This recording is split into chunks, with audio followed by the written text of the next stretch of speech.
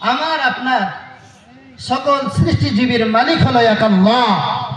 তিনি আমাদের প্রভু এবং স্রষ্টা। এই স্রষ্টাকে যদি আমরা পেতে চাই তাহলে স্রষ্টার সৃষ্টির মাঝে আমাদেরকে চিন্তা ভাবনা করতে হবে। কারণ যত বেশি আমি স্রষ্টার সৃষ্টির মাঝে চিন্তা ভাবনা করব, ততই আমি আমার স্রষ্টাকে খুঁজে পাবো।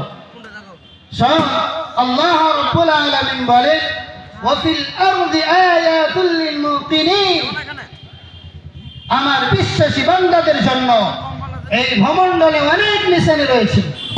ওয়াফি আনফুসিকুম, এবং তোমাদের শরীরের মধ্যে অনেক নিশানি রয়েছে। আফালা তুবসিরুন, তবু কি তোমরা দেখো না, চিন্তা করো না?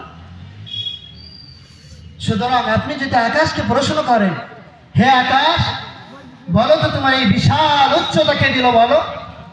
আপনি যদি চন্দ্রকে জিজ্ঞাসা করেন, তুমি পূর্ব দিকে উদয় হও এবং পশ্চিমে গিয়ে অস্ত যাও।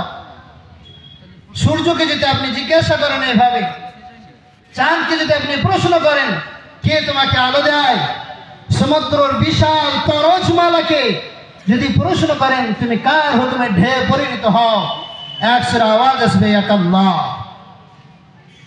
বন্ধুগণ, সেই সমুদ্র থেকে জলীয় বাষ্প হয়ে মেঘে পরিণত হয়। সেই মেঘ থেকে বৃষ্টির আকারে পানি বর্ষণ হয়। সেই পানি মানুষের মুখে গিয়ে মাংস, গাভীর মুখে গিয়ে দুধ, হরিণের মুখে গিয়ে মুস্ক, সাপের মুখে গিয়ে বিষ, মৌমাছির মুখে গিয়ে মধু তৈরি হয়। শুধু একমাত্র আল্লাহর হুকুমে হয়।